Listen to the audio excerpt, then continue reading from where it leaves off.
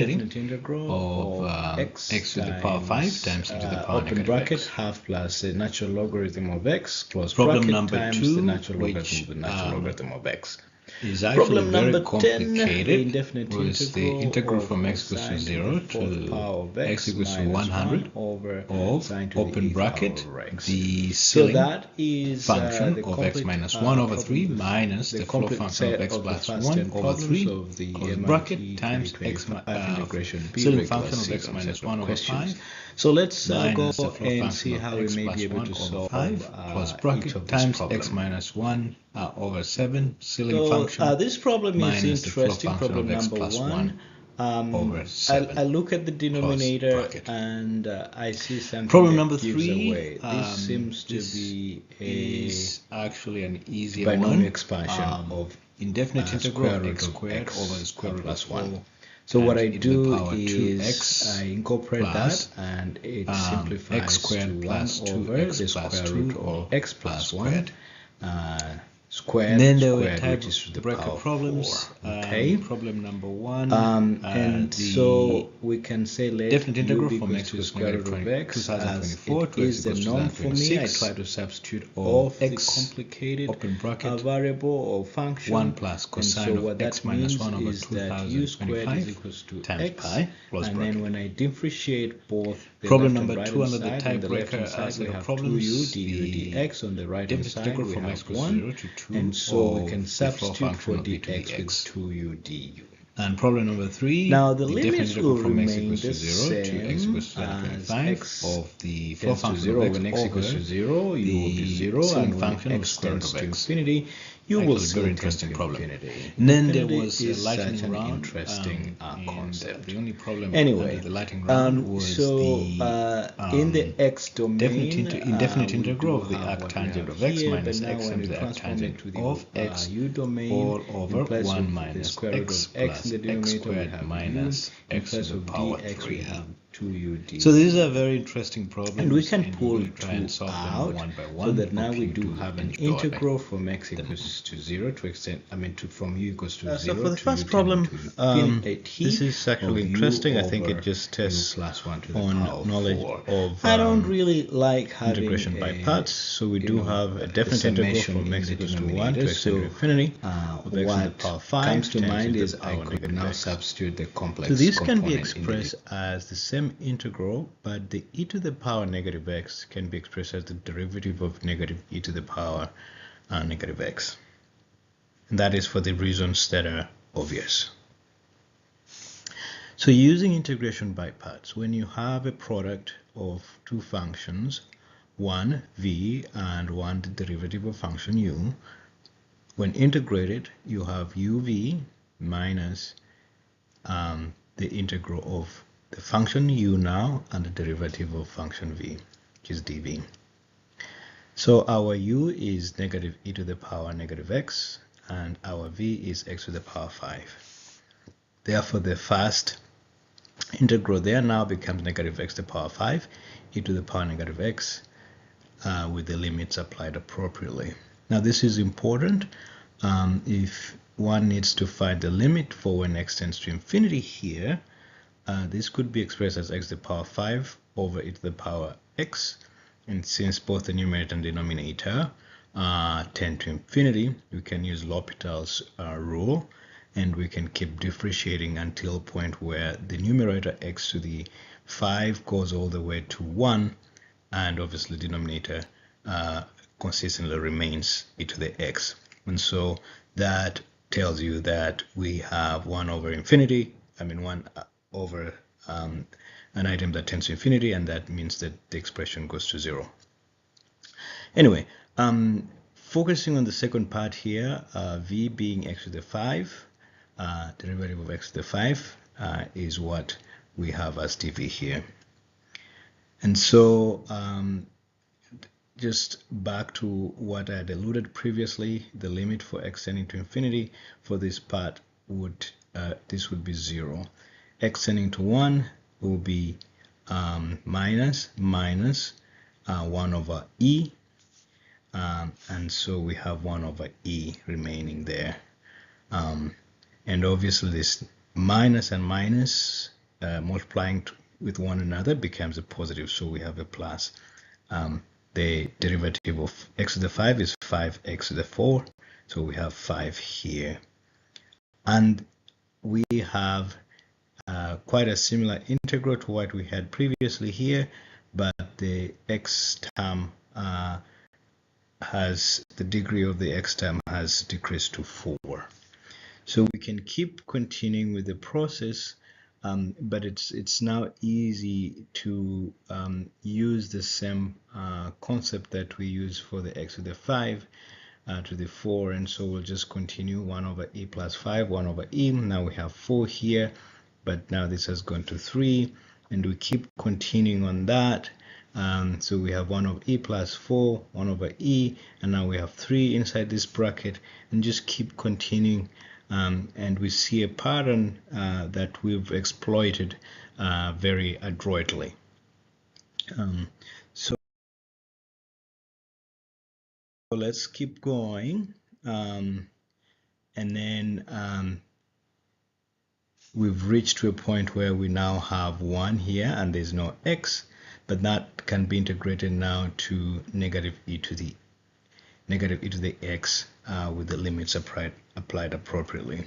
So when you apply these limits, when x tends to infinity for negative e to the power x, that is 0, minus minus x tending to 1 of e to the power x, that is obviously 1 over e.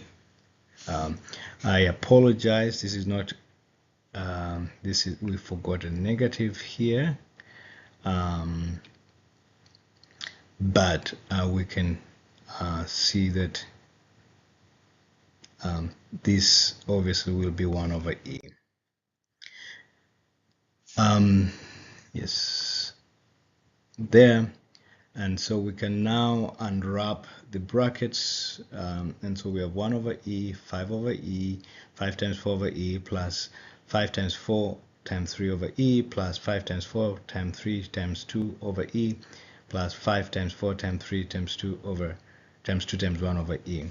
And so this 2 here in the numerator, we get 120, and here we have 60, and here we have 20, here we have 5 and 1. So we can now just add things up, and so this is 240 plus 6 is 300, 320, 325, 326. So that becomes 326 over e, and that's the answer that was being sought for.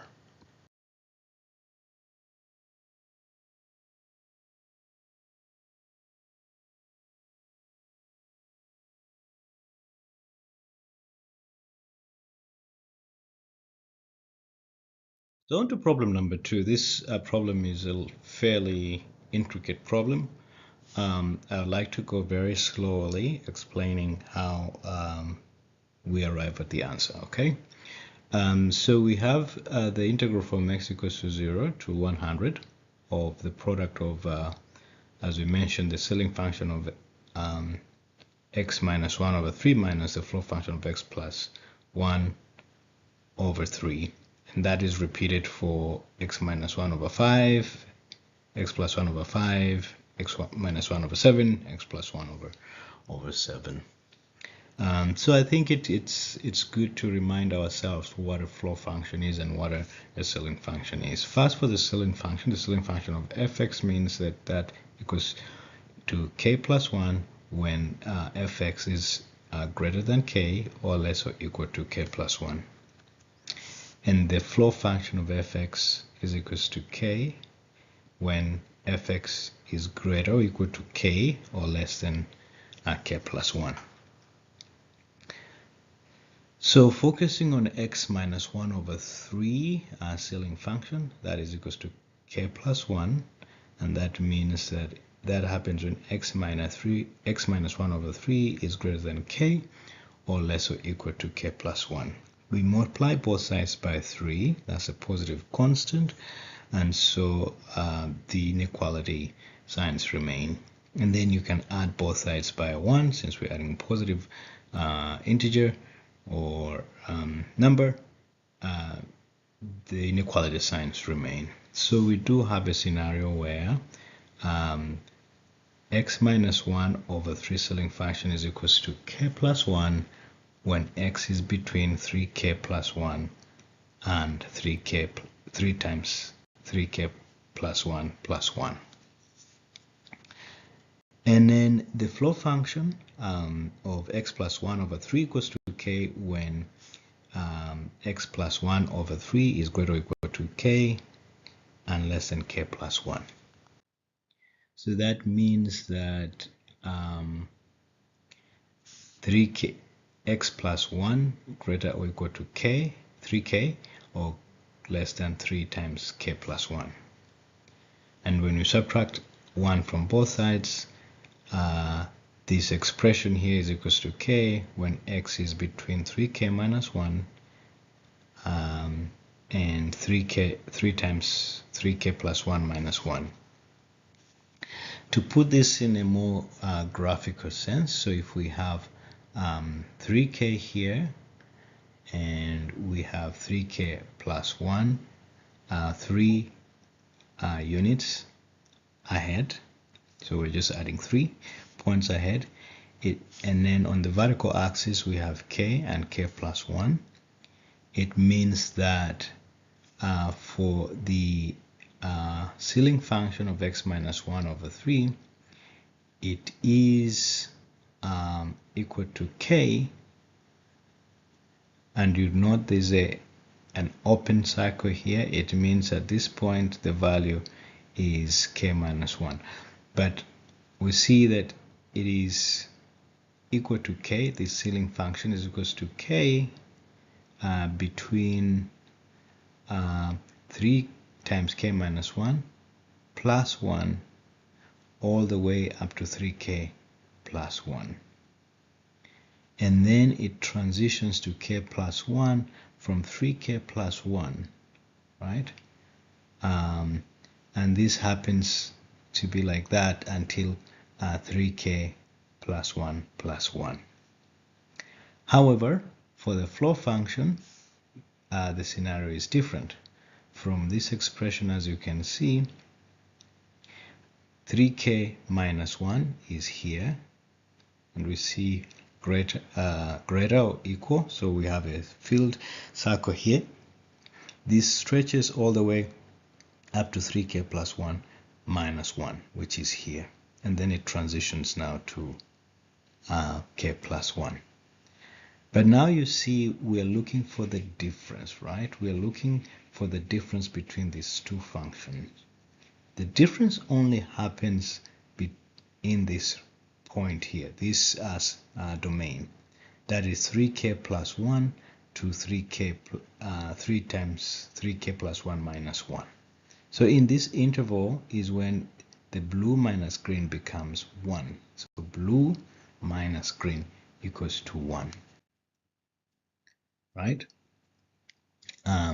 So in this region here is when this function becomes 1. So we say that the ceiling function of x minus 1 over 3 minus the floor function of x plus 1 over 3 equals to 1 when x is greater, and as you can see here, greater than 3k plus 1 and less or equal to 3k plus 1 minus 1. 3 times k plus 1 minus 1. So we can use the same kind of thinking and say, okay, for the first item, this is what we have. For the ceiling function of x minus 1 over 5 minus x plus 1 over 5, that equals to 1. Just using the same thinking we use for 3k plus 1. So it is when we have 5k plus 1, x greater than 5k plus 1 and less or equal to 5 times k plus 1 minus 1. And for 7 in the denominator, we use the same expression, right? So the product now happens when there's an intersection of all these functions. When all these things equal to 1 is when this product equals to 1. Otherwise, if any of this becomes 0 at any interval, that thing just collapses to 0. So we have to now look for regions of intersection, and we know that the span for this is a span of 1. In other words, from 3k plus 1 to 3k, 3 times k plus 1 minus 1. The difference there is just 1. So let's go ahead and draw a table and investigate this. I know this is intimidating, but I've decided to split x because we're looking from x equals to I think it's 0 to 100. So let's just split between 1 to 10. So the difference here is between 3k plus 1 and 3 times k plus 1 minus 1. So in other words, when k is equal to 0, it's 1 when we have 1 to 2. In other words, when k is 0, we have 1. And when k plus 1 becomes, when k is 0 and k plus 1 becomes 1, so 3 times 1 minus 1 is 2. So the interval is 1 to 2. And then we have 4 to 5. And then we have 7 to 8. That is when this guy is 1. And then between 10 and 20, it is 10 to 11, 13 to 14, 16 to 17, and so on. And then we did the same for 5k plus 1 to 5 times k plus 1 minus 1. And these are the regions when this value is 1. And for 7k to 7 times k plus 1 minus 1, these are the regions of interest. So where is the region of intersection here? We can only see that it only intersects between 1 and 2, because 4 to 5 falls right between here, and then 7 to 8 falls right between here. So the only valid region of intersection is 1 to 2, and so we have only one region here. And then here again, 10 to 11 happens to be the only region of intersection, because 13 to 14 would fall right between here, and 16 to 17 would fall right between here as well. 19 to 20 would fall after this. So the only region of intersection is 1, and that is 10 to 11. Right here, the only region of intersection happens to be 22 to 23. And then 25 to 26 falls right between here.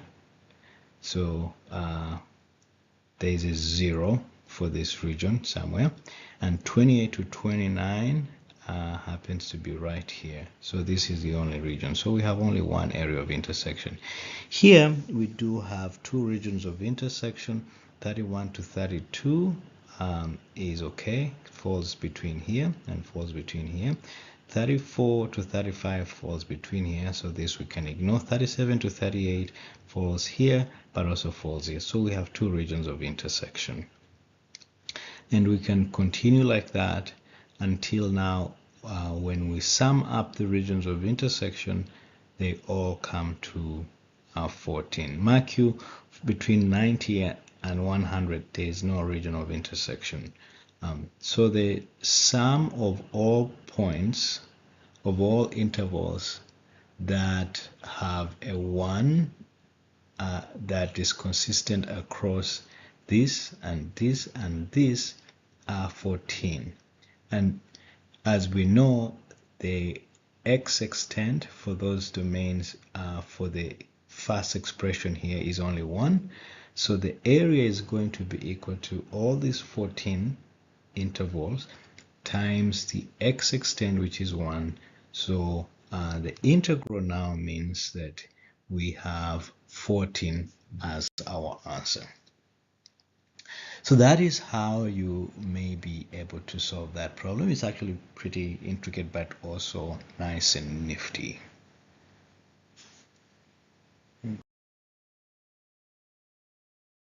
Problem number 3, the indefinite integral of x squared over the square root of 4e to the 2x plus the square of x squared plus 2x plus 2. So the first thing is I would want to pull out the 4 to the times e to the 2x out. So we get 2 times e to the x in the denominator and the square root of 1 plus, now this goes under this and we have x squared plus 2x plus 2 over 2ex. And then we can say let whatever is under the bracket here be equal to the hyperbolic sine of u, and that means that the derivative with respect to x on both, with respect to u, sorry, on both sides, we have the derivative of the numerator, keeping the denominator, minus or plus the derivative of 1 over 2ex, which becomes negative 1 2ex, and the numerator remains. So this times dx du, and then when you simplify it, the 2x and 2 here cancel each other, and we have left with negative x squared over 2ex times dx du being equal to cos u. So derivative of sin u with respect to u is going to be equal to cos u. And so x squared over 2ex dx, and this is what we have here, times obviously dx here, can be substituted off by negative cos u du. So we now substitute things. We have negative cos u du over 1, the square root of 1 plus sin u squared, since we had substituted this with sin u. So the denominator becomes 1 cos u squared, which is the same as cos u, since we're getting the square root, and the cos u's both in the numerator and denominator cancel out.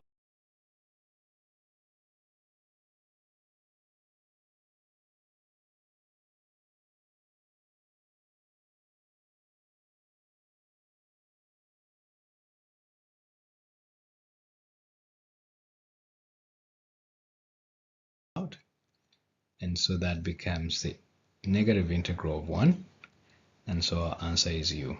But since we had said that this expression here, x squared plus 2x plus 2 over 2ex equals to sin u, then it means that u is equal to the arc sin of x squared plus 2x plus 2 over 2ex.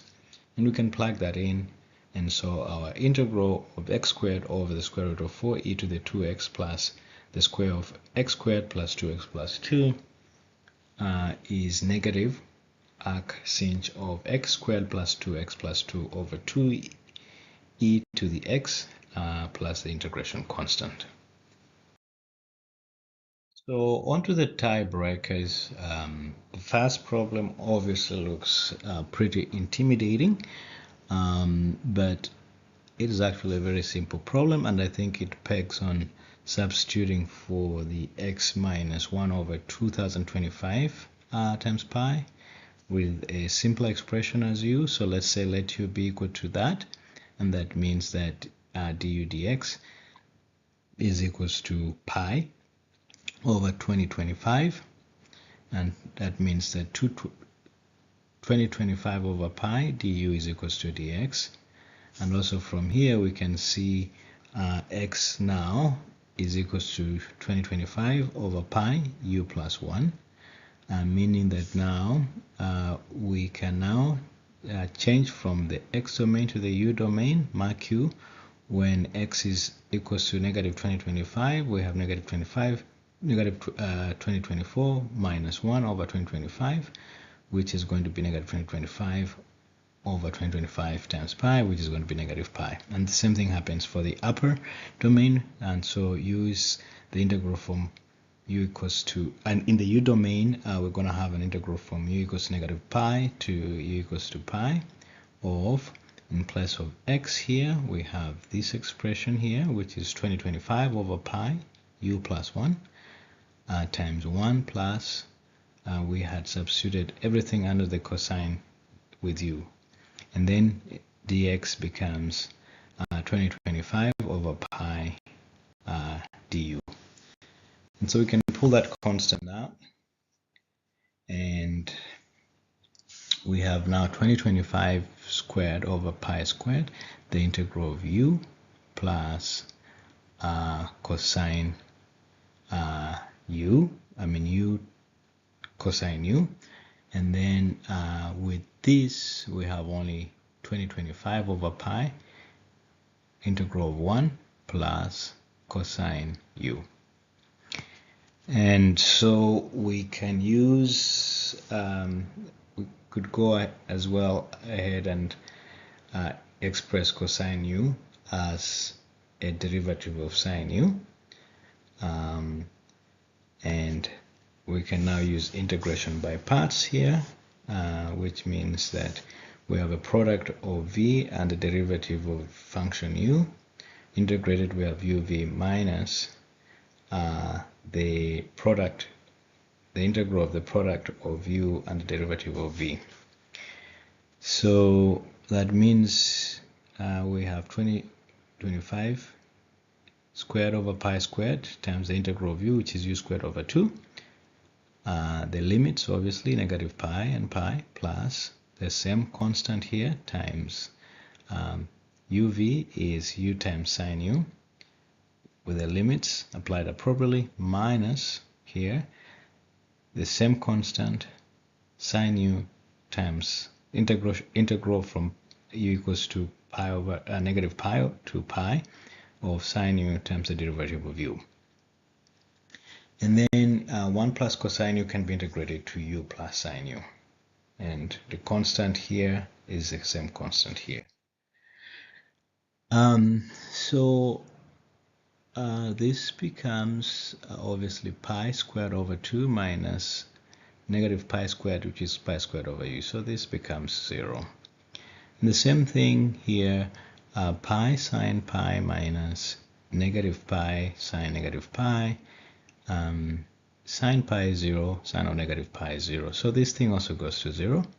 Minus 2025 squared over pi squared, the integral of sine u, plus u with the limits applied is pi minus pi, so this becomes 2 pi times 2025 over pi, and then we have sine pi minus sine negative pi. This is 0, this is 0, so we are left with this integral here plus 2025 over pi times 2 pi.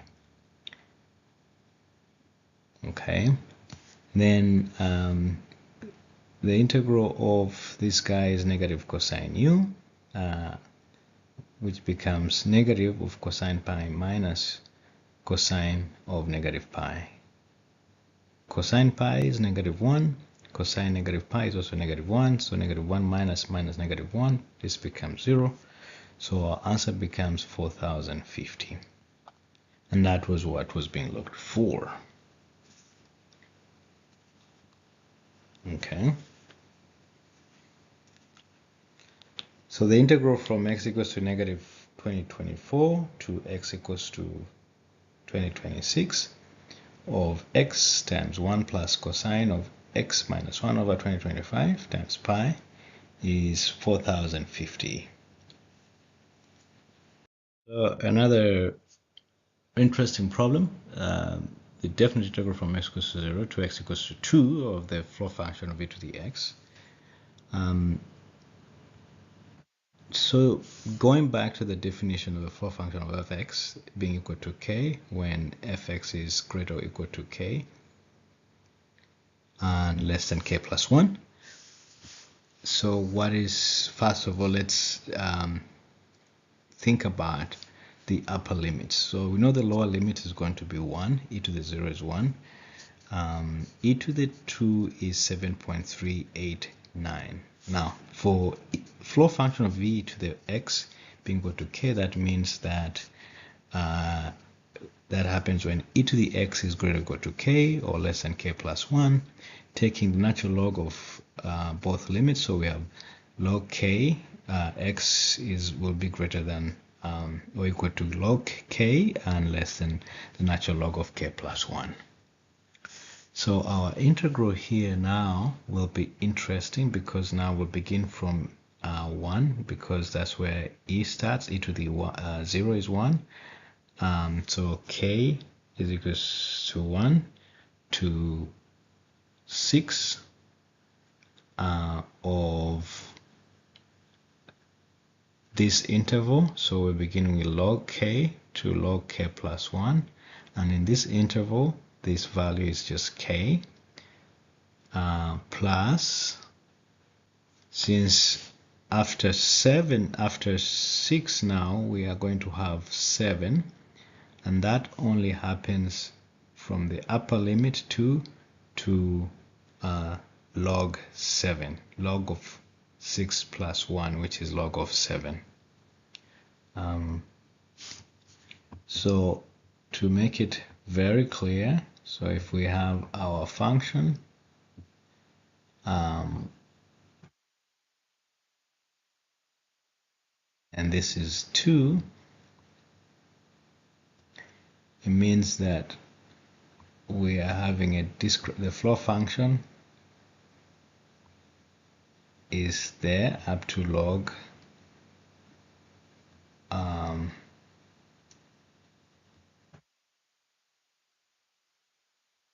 so we're beginning from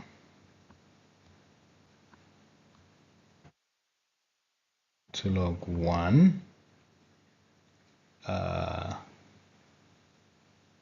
not log 1 but log 2 rather, then it transitions up here, so this is 1, and then it goes to just 2 all the way up to log 3,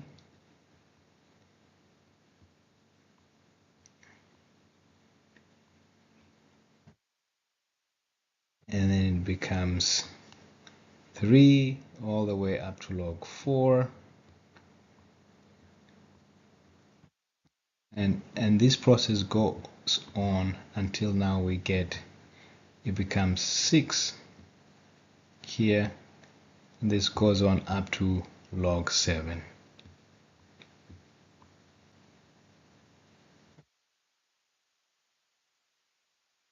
Right? But now this difference between, let me just extend, this is a little bit exaggerated. So this area here, we don't know the upper limit. The upper limit is 2, but we need to know this area here. So this is 7, obviously. The height is 7, but the width now is going to be 2 minus log 7. And that's why we have brought this component here. And then for the rest, we're just summing up the strips.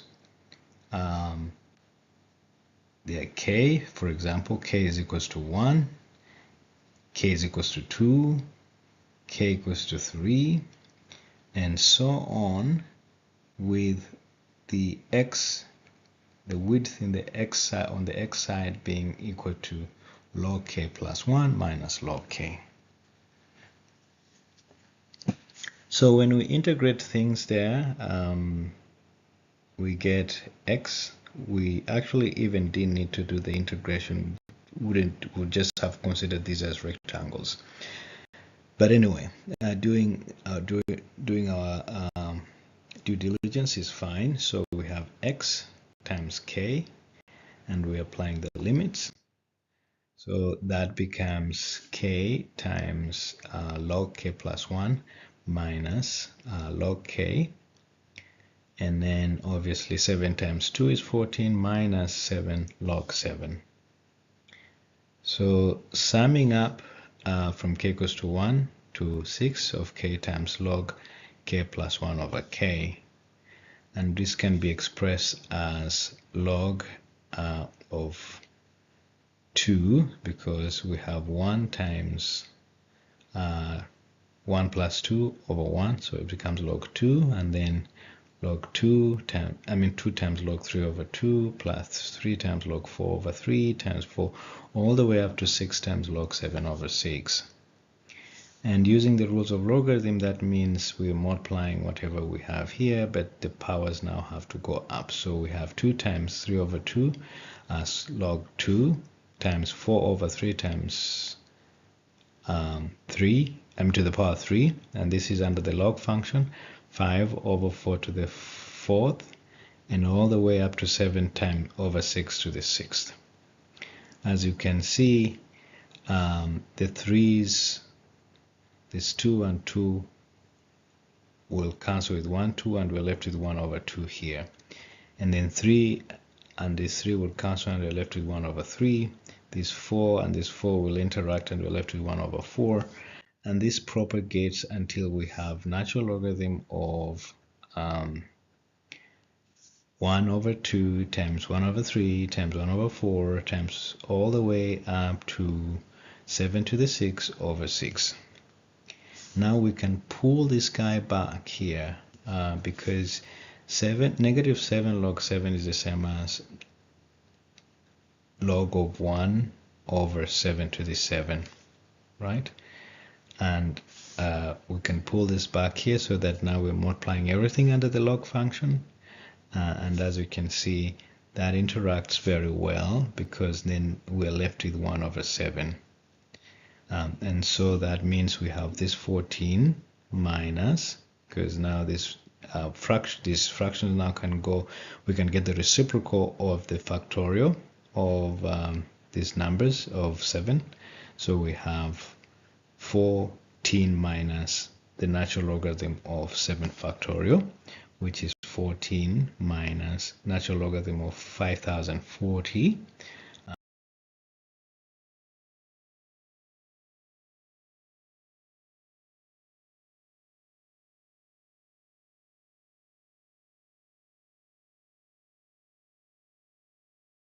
And that's the answer that we're looking for. The integral from x equals to 0 to 2 of the floor function of e to the x is 14 times the natural logarithm of 5040. Okay. So this is actually a very interesting problem. I found this to be the most interesting of all. And the definite integral from x equals to 0 to 2025 of the floor function of x over the ceiling function of square root of x. So let's begin with the definition of what a floor function is. The floor function of fx equals to k when fx is greater or equal to k and less than k plus 1. For the ceiling function, it's equals to k plus 1 for x when fx is greater than k or less or equal to k plus 1. That means that for x, floor function is equal to k when x is between this domain. What about for the ceiling function of the square root of fx of x? Sorry, it's equals to k plus 1 when they so when x square root of x is greater than k and less or equal to k plus 1. What that means is that it happens when x is greater than k squared and less or equal to k plus 1 squared. So what does that mean? That means that we do have that as our summary, right? So if we have the x-axis 0 all the way to 2025, and the y-axis are shown here. For the floor function of x, it's just going to be equal to those steps, right? So that between 0 and 1, it's 0. And between 1 and 2, it transitions now. It is 1. Between 2 and 3, it's, the floor function of x, is it's just 2 for the entire duration. And then that happens all the way. So it's just, these are, whatever you have in the x is what you see in the y, but the transitions happens when now x transitions to 1, so it moves to 1 and so on. What about the blue function being the ceiling function of the square root of x? Between 0 and 1, because we're looking at that being equal to k plus 1, so it's going to be equal to 1. Between now 1 and 4, it's going to be equal to 2, because now the square root of all these numbers is going to exist between 1 and 2, and so the ceiling is the integer, the upper integer, so that is going to be, it's going to be equal to 2. Between 4 and 9, the values, the square root of values here are going to be between 2 and 3, so the ceiling becomes 3. And so that is what we're going to be contending. So now transitioning to putting this into some analytical light, we have the integral from x equals to 0 to 2025, and as you can see, the square root of this value, especially the ceiling, means that now we're going to be moving from 1 to 45, which is the square root of 2025. So let's say we have L equals to 1 to 2025 square root, and then the denominator is 1 over L, because we have 1, 2, 3 up to 45. But between L is equals to 1 to L is equals to 2, we have so many things in the numerator. So we are summing from k equals to L minus 1 squared to L squared minus 1. The example would be if when L equals to 2, 1 over 2 is the denominator, and then we're summing between L minus 1 squared, so 2 minus 1 squared is going to be equals to 1, and then there's obviously equal to 2, 3, 4, all the way up to 2 squared minus 1, which is 3, before now it transitions to 4.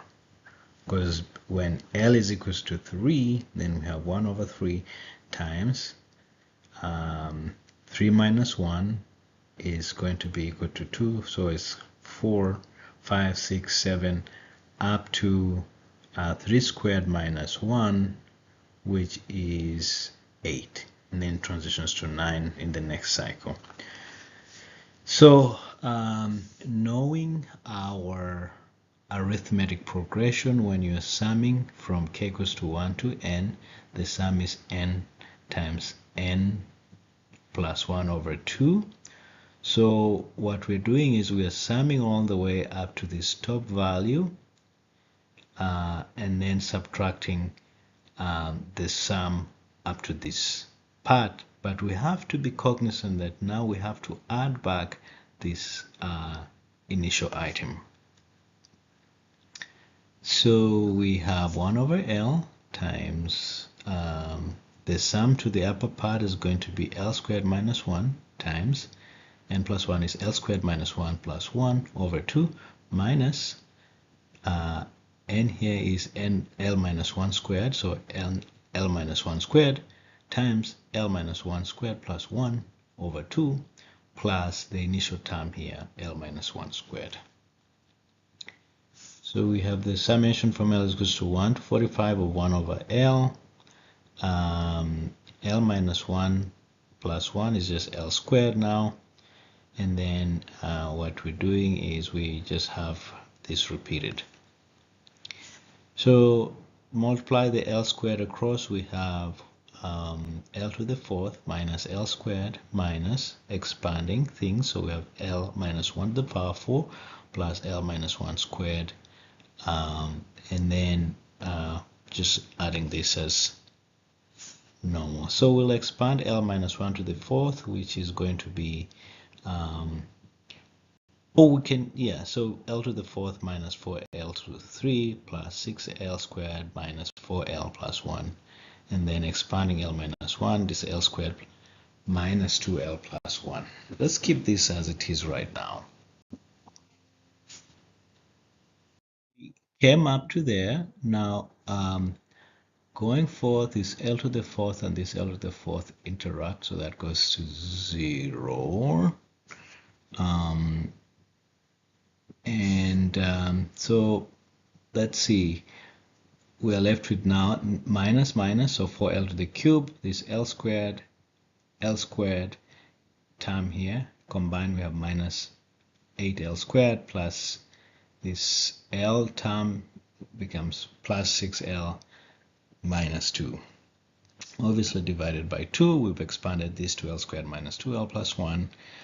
So you divide this by 2, we get 1 over L times, we have 2L cubed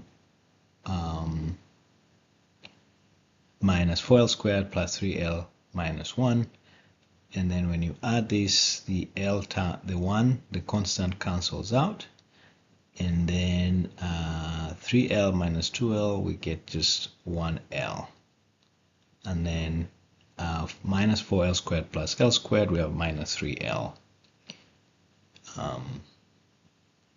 So 1 over L times 2L cubed minus 3L squared plus L. When we divide everything here with L, we get the summation from L is equals to 1 to 45 of 2L squared minus 3L plus 1.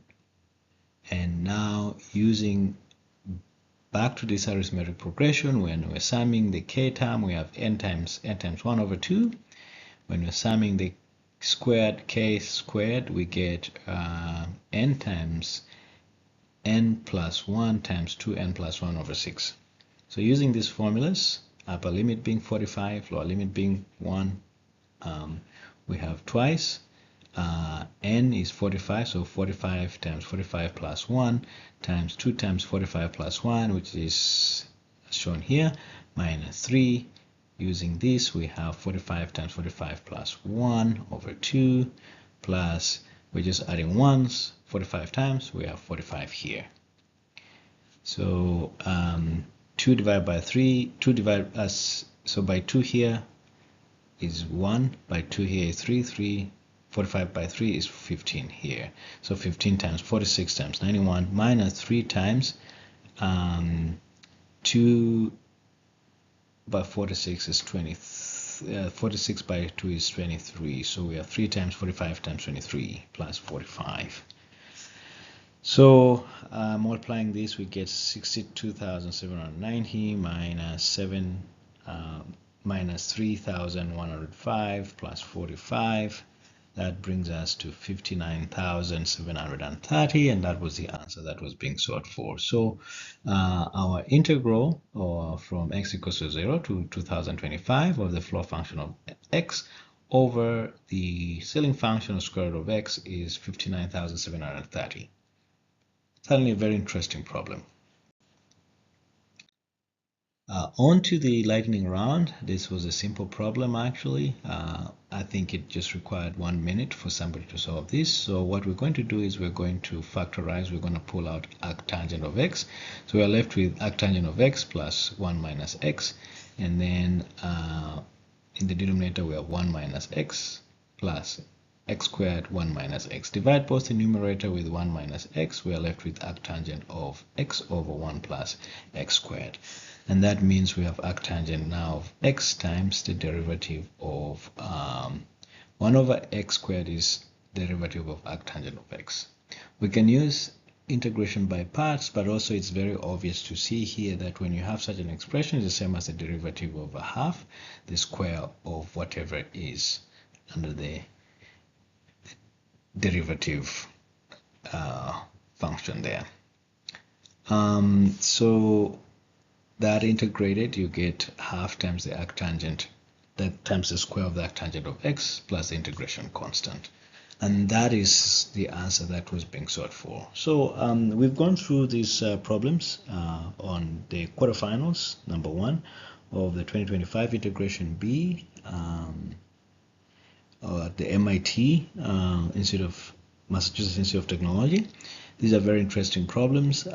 Our goal here really is not to power through the problems like we're in a competition, but really to break the concepts down so that you could follow, and then maybe because a lot of the steps here could be abbreviated and you could move through them so fast, but we wanted to explain the thinking and the logic and the progression of things as you go on solving them.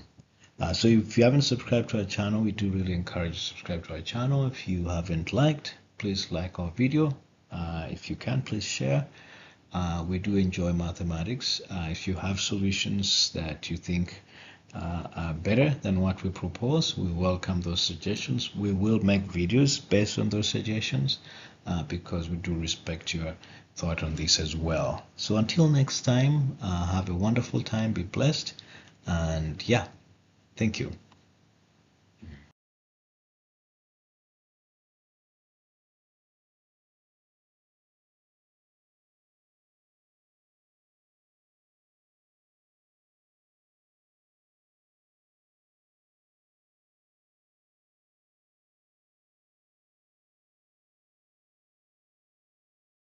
So we are moving forward to quarterfinal number 2 of the 2025 MIT Integration B, where the first question was the limit as a tends to infinity of the integral from x tending to negative infinity to x tending to positive infinity of a over a squared times x cubed minus 3x close bracket squared plus 1.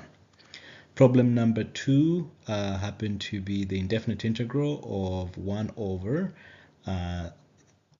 product of cosine x plus 2 pi over 3 cosine x minus 2 pi over 3 all squared. Problem number 3 was the definite integral from x equals to 1 to x in 2025 of the ceiling function of 2025 over the floor function of x, or the floor of x, minus the floor of 2025 over the ceiling of x. Very interesting problem. We'll see how maybe able to solve it. And then there was a tiebreaker problem. This was tiebreaker number 4, since in the first quarterfinal they ended up going through 3 tiebreaker problems. So the fourth tiebreaker problem was x plus 1 times e to the power x times the natural logarithm of x. So these are the problems that we'll be looking at today. We'll go through them methodically, step by step, just elucidating some of the steps that needed to be undertaken to get to the answers. So if you have any questions, we do ask you to leave a comment or two, or you can reach us via email. But this is our joy. We do love going through mathematics, solving numbers, and we hope you share in our passion. So let's move forward and begin on this journey. So with this problem, as a tends to infinity, it means that a is such a large value. What happens here is, let's first of all begin by factorizing the component next to a squared in the denominator. So when I pull x out, it becomes x squared, since we have a square here. And then we have x minus, since we were left with x squared minus 3, so difference of two squares, we have x minus 3, root 3 squared times x plus root 3 squared plus 1. So this is just a factorization of this expression here. And it's going to be crucial because as we see here, this integrand really, it tends to 0 at all points except when x is 0, or when x equals to root 3, or x is equals to negative 3. So what this tells us is that we have a Dirac delta-like function at these points, and so our integration is going to be focused at x equals to 0, x is equals to positive root 3, and x equals to negative root 3. So now using Taylor's expansion or Taylor's approximation, we're going to look what this function looks like at the points 0, x equals to positive root 3, x equals negative root 3. So Taylor's expansion is just that when we have fx, it equals to f of x naught, that is at these points, 0, point root 3, negative root 3, plus the derivative of this function fx with the specific points x naught substituted in times x minus x naught, and so on and so on and so on. So we're just going to look at the first part of this approximation. Since fx naught is going to be equal to 0 at those points, the first approximation here is going to be equals to 3x naught squared minus 3 times x minus x naught. So we're going to say that, okay, at x equals to root 3 negative, the value is obviously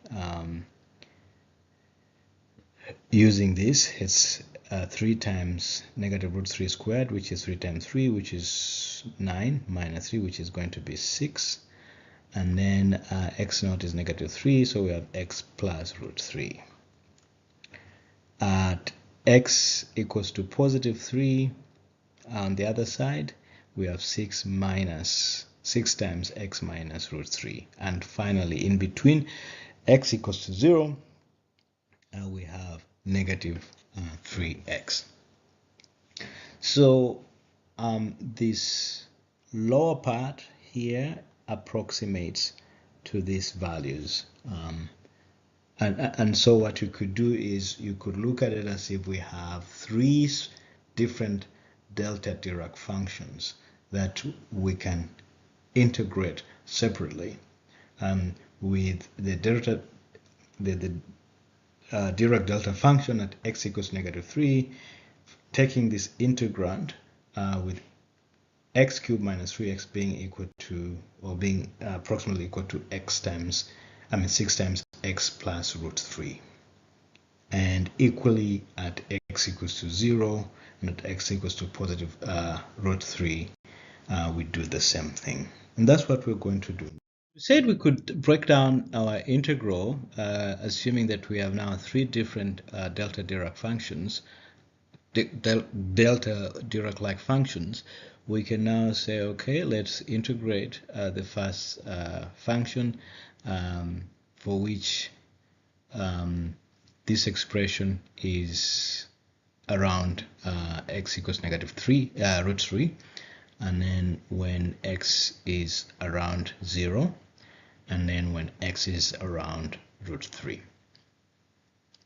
Okay, and so we can now go ahead and try to substitute this off. So let u, I'm just using a general expression here, let u be equal to a times 3x naught squared minus 3 times x minus root 3. So du dx, differentiating both sides with respect to x, we get on the right hand side a times 3x naught squared minus 3.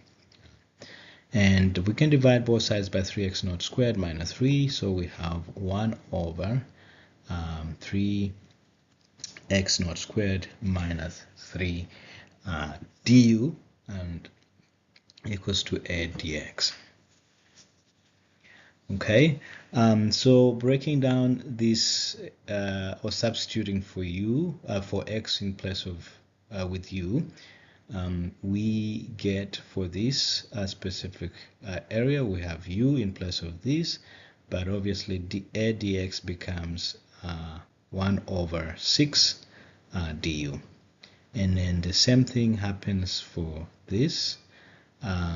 This becomes u squared, and a dx becomes negative negative, so we have 1 over 3 here plus, and then this is 1 over 6, and so we can now factor out the constants. These negatives cancel, so we have 1 over 6 times the integral from x equals to x tending to negative infinity to 8, to x tending to positive infinity, of 1 over u squared plus 1, and just factoring this out, we get the same integral for all these constants, and we add a 6 and a third and a 6.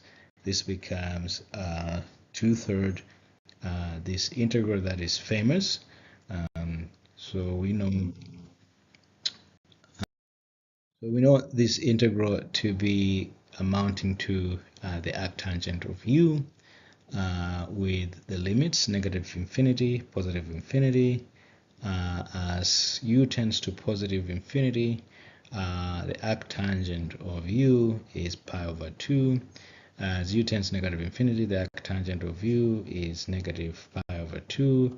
Adding those together, we get pi. So the answer here is really 2 pi over 3, and that's what was expected. So the next problem here, problem number 2, 1 over cosine x times cosine x plus 2 pi over 3 times cosine x minus 2 pi over 3. So the first thing I'll do is use cosine a plus b being cosine a cosine b minus sine a sine b. Cosine a minus b is cosine a cosine b plus sine a sine b. So when you add both sides, you get the fact that cosine a cosine b is half cosine a plus b plus cosine a minus b. So focusing on these two parts here, we can now have our integrand being 1 over a plus 2 pi over 3 plus x minus 2 pi over 3 becomes 2x, and then when you get the difference, it becomes 2 pi over 3 minus 2 pi over negative 2 pi over 3 becomes 4 pi over 3. And so we have cosine x times cosine 2x plus cosine 4 pi over 3 over 2, and we still have a square here. So what happens is we can pull that 2 out so that it becomes 4 in the numerator, and then we can now multiply cosine x across to cosine 2x and cosine 4 pi over 3.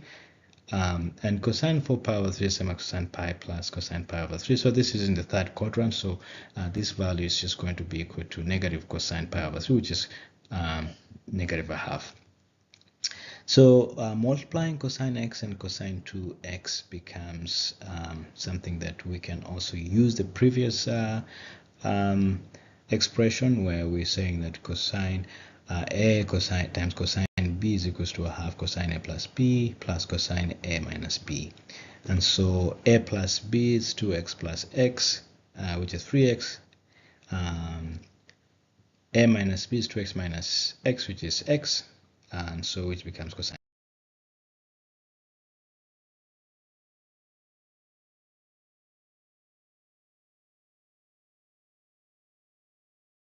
So let's put that into writing. So we have 4 1 over cosine 3x plus cosine x over 2 minus a half cosine x, right?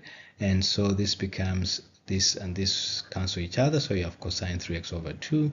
Pull the 2 out, square 16, and we have cosine 3x. You square that, we get 16 times 1 over cosine squared 3x.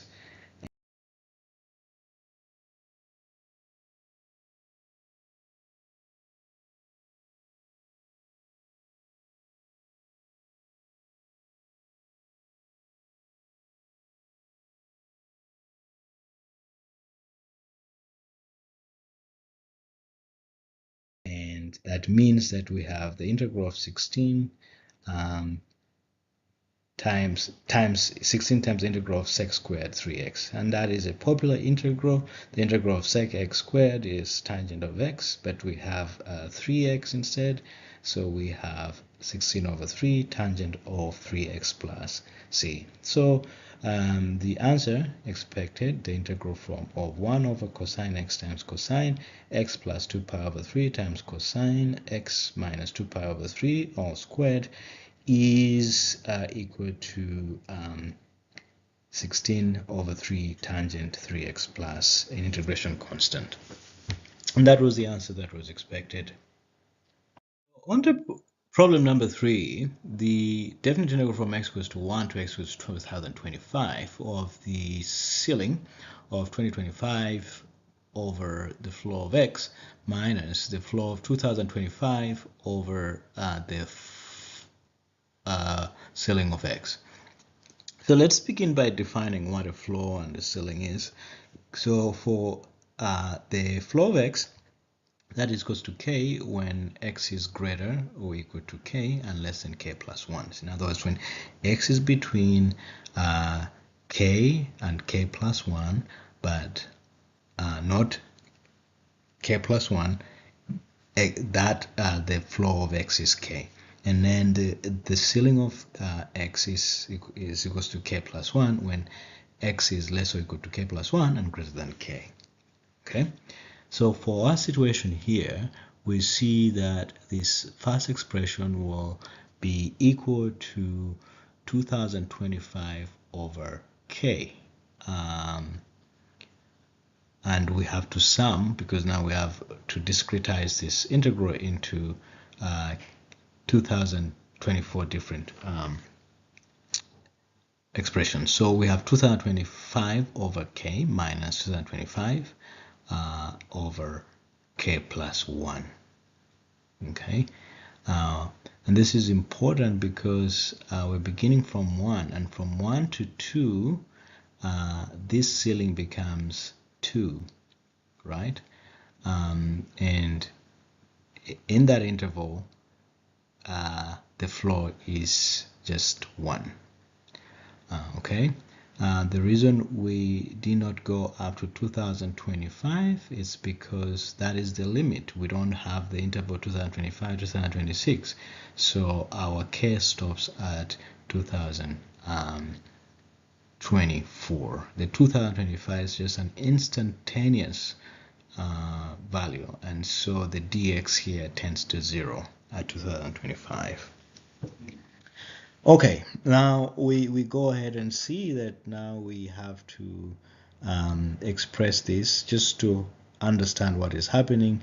2025 ceiling over 1 minus floor 2005 over 2 plus the ceiling 2025 over 2 minus the floor 2025 over 3, and so on up to the very last where we have 2025 over 2024 ceiling minus floor 2025 over 2025. It's important to see that we have expressions with similar denominators here. We can try to bunch those together so that now we have 2025 over 1 ceiling plus brackets the ceiling of 2025 over 2 minus 2025 over 2, that's floor, and so on until the last where we have the ceiling of 2025 2024 minus 2025 over 2024 minus the last floor 2025 over 2025 floor. So it's very crucial to see that the floor and the ceiling will be different from each other by a value of 1, and they'll only be equal when the values under those functions are integer values, right? So for example, that happens when the integer in the denominator is a factor of 2025. For example, if we have 2025 over 25 or over 5, that will become, so 2025 over 5, we get 405. So the floor of 405 and the ceiling of 405 are equal, so that value becomes 0. So we have to find how many factors lie between or how many k's between 2 and 2024 factors of 2025, right? And how we do that is we say, okay, we have 2025, divide by 3, you get 625, divide by 3, you get 225, divide by 3, you get 75, 75 divided by 3, you get 25, 25 by 5, you get 5, right? And so what that means is that having done this, all the factors of 2025, and we denote that set by F, 2025 is either 3, 3 times 3, 3 times 3, 3 times 3 times 3, 3 times 3 times 3, 4 times, and then 5, 5 times 5, 3 times 5, 3 times 5 times 5, 3 times 3 times 5, 3 times 3 times 5 times 5, 3 times 3 times 3 times 5, 3 times 3 times 3 times 5, 3 times 5, and then 3 times 3 times 3 times 3 times 5 times 5. Oh, we missed one here. So and then so that becomes 3, 9, 27, 81, 5, 25, 15, 75, all the way up to 2025. And so factors from 2 to 2024 this, we're going to exclude the 2025. So the number of these factors, or the cardinality of this set that we're proposing here, is essentially 13. So we're going to exclude 13 ones between in this expression we have here, because in those instances whatever is in the bracket is 0. Out of those instances, whatever's in the bracket is 1. So we're going to have now 2025 plus 23 different brackets here, sets of brackets, minus 13, and then minus this one here. So we have 2025 plus 2010 minus 1. And the answer that we expected there was 2034. So that is the answer that was expected. Pretty interesting, but required a lot of thinking and putting it into an answer. The tiebreaker problem. This is an easy one. So first thing is I would want to express e to the power x as the derivative of, let's first of all just expand it out. So we have x times e to the power x times natural logarithm of x plus ex natural logarithm of x. And so focusing on this first integral here, after dividing this into two separate integrals, means that we can express this e to the x as the derivative of e to the x. And the reason I'm trying to do that is because I'm trying to exploit integration by parts. So x times natural log of x times the derivative of e to the x plus the integral of e to the x times natural logarithm of x. And so since integration by parts means if you have a product of v and the derivative of u integrated, means that is equals to uv minus the product of u times the derivative of v. And so in this scenario here, this is our u and this is our v. So uv is x times e to the x times log of x, right, minus e to the x, which is our u, times the derivative of x times log x. This is our v. And so what that means is x times e to the x log x minus e to the x. This is a product of two functions, that is x times the derivative of log x plus log of x times the derivative of x. And so expanding it out, derivative of natural logarithm of x is 1 over x. This divide, and so derivative of x is just x, so we have log x here. And so we can now expand this out and see that we have x times e to the x natural logarithm of x minus e to the x, right? Again, minus e to the x times natural logarithm of x plus the natural logarithm of x. And these two integrals cancel each other, so we are left with this one integral to now solve out. And so the integral of e to the x is just e to the x.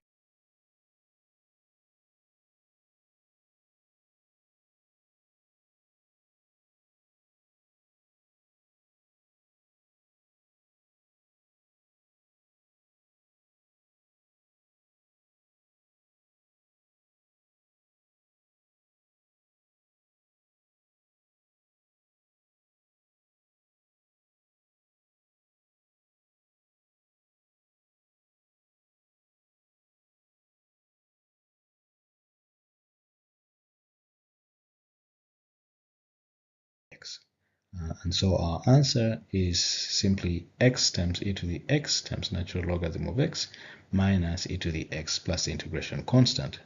And so our final answer is the integral of x plus 1 times e to the x times natural logarithm of x is x times e to the x times natural logarithm of x minus e to the x plus integration constant. Or you could factor out the e to the x so that we have e to the x times the x times open bracket x times the natural logarithm of x minus 1 close bracket plus the integration constant. And that was the answer that was being sought for. So we are on to quarterfinal number 3 of the 2025 MIT Integration B. Problem number 1 in that quarterfinal was the definite integral from x equals to negative pi over 2 to x equals to pi over 2 of the square root of secant of x minus cosine of x.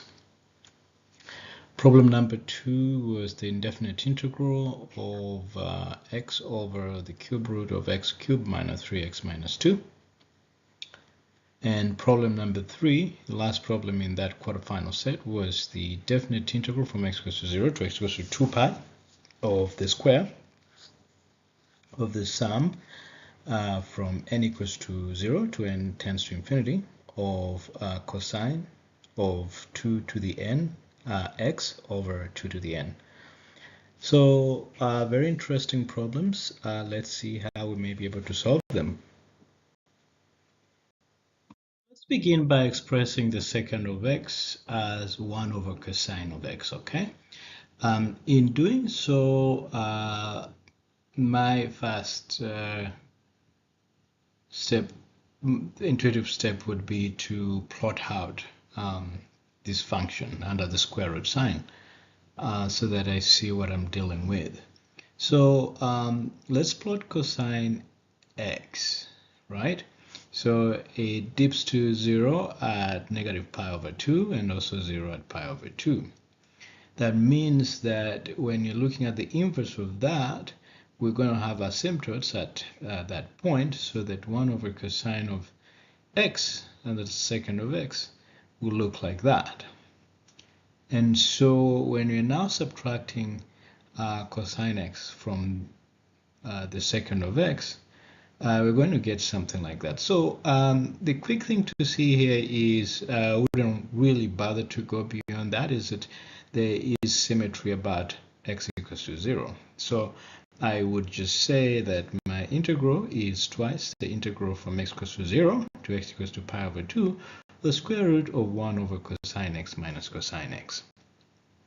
And in doing so, what happens is now I could create a common denominator under the square root sign, so that now I have 1 minus cosine squared x over cosine x square root, and that is integrated from 0 to pi over 2, and we have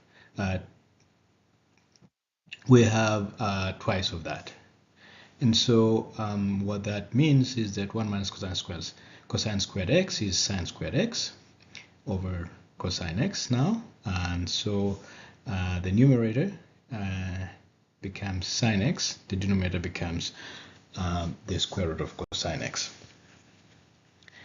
The important thing to note here is that sine x is the derivative of the negative of cosine x, and it's very easy to see that we are having the derivative of actually twice the derivative of negative of the square root of cosine x, because now if we have cosine x to the power half differentiated, we have half minus 1 becomes a negative a half. That's become that, but still you have to differentiate the cosine and the square root sign, and that's what we had in the numerator.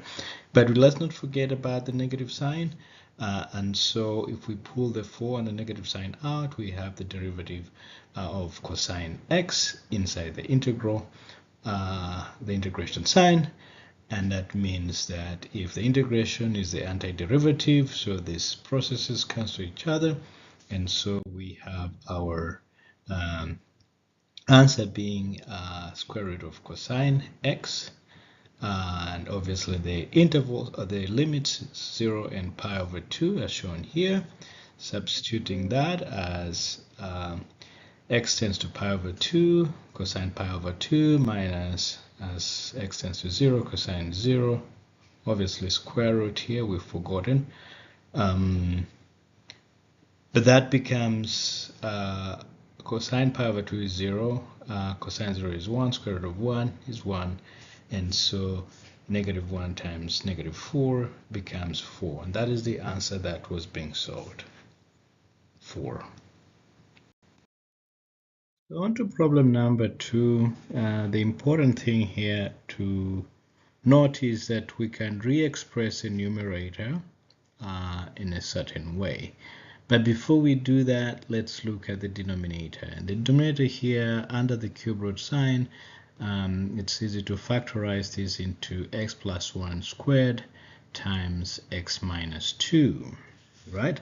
And let's express it in such a way that it's easy to visualize what we're dealing with here. So we can now say that this is x plus 1 to the power 2 over 3 in the denominator, x minus 2 to the power 1 over 3.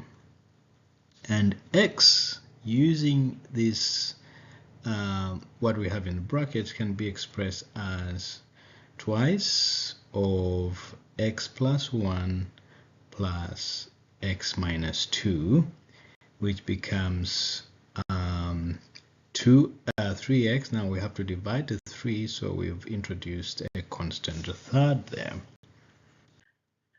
Okay, going forward, we can now separate these two parts of the numerator, and so we have 2x plus 1 over x plus 1 to the power 2 over 3 times x minus 2 to the power third plus x over x minus 2 over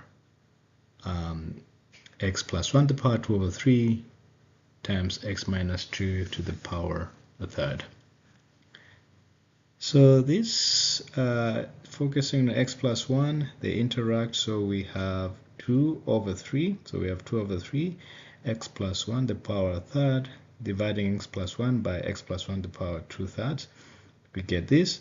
So we have 2/3 x plus 1 over third to the power third over x minus 2 to the power third plus x minus 2 divided by x minus 2 to the power third becomes x minus 2 to the power 2/3. So we have 1 over 3, we've pulled it in here, of times x minus 2 to the power 2/3 over x plus 1 to the power 2/3. Okay, let's continue. So it's easy to see that the denominator here is the derivative of x minus 2 to the power 2/3, so that this constant comes here, and then 2 over 3 minus 1 becomes negative 1/3 here. And then here we have x minus 2 to the power third times the derivative of x plus 1 to the power third. Now this is very easy to see that we are dealing with the derivative of a product, such that we have now the integral of the derivative of a product of x plus 1 to the power third and x minus 2 to the power 2/3. Since the integral is an antiderivative, these two processes cancel one another, and so we have x plus 1 to the power third times x minus 2 to the power 2/3 plus the integration constant being our answer.